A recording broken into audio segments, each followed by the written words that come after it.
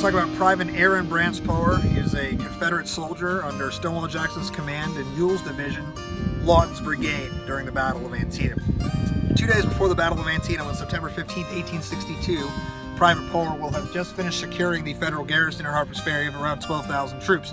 He'll be on his way to combine with Lee's men, about 18,000 strong, who had just fought off General George McClellan at the Battle of South Mountain.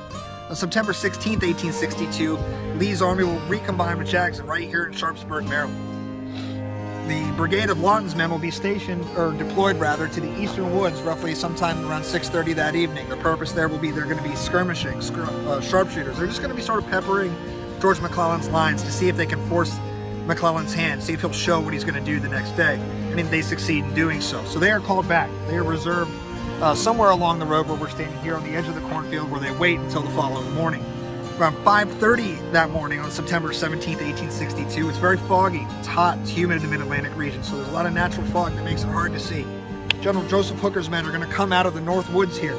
They're going to advance down the Hagerstown Pike, just decimating Confederate soldiers as they see them as they come along. Artillery will erupt from everywhere.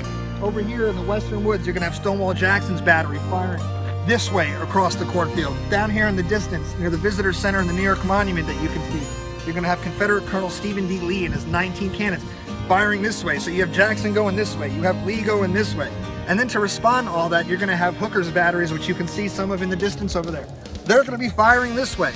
Some more Union batteries in the east woods, they're going to be firing this way. And another set of 2 Parrott rifles somewhere between a mile or two, even further behind the lines, out of touch of Confederate return fire.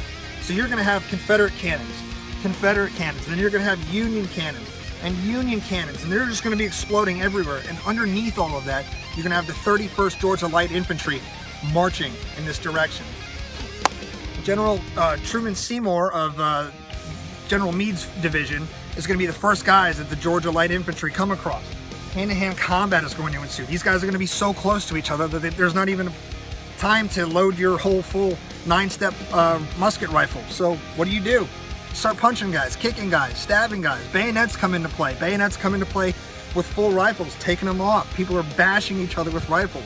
Hand-to-hand combat is not very common in the Civil War, as is often depicted in books and in movies, but here it was very real, and it was very, very violent, and Aaron Brance Poer would have been on the front lines of this. After fighting off Truman's men, they are then marching through the fields more, further advancing on Hooker's First Corps. When around 7:30 in the morning, the smoke and the fog finally start to break a little. The sun almost gives away their position. Hooker can see the glint of the sun on the bayonets. Oh my God, they are this close. Artillery erupts right in their face. After fighting off DeRay's men, after fighting off Seymour's men, the 34th Light Georgia Infantry is then called into reserve, where they are no longer engaged for the rest of the day. So for the entire rest of the Battle of Antietam, after suffering through the nasty artillery hellfighting in the cornfield, the 31st Georgia Light Infantry will be in reserve for the rest of the day.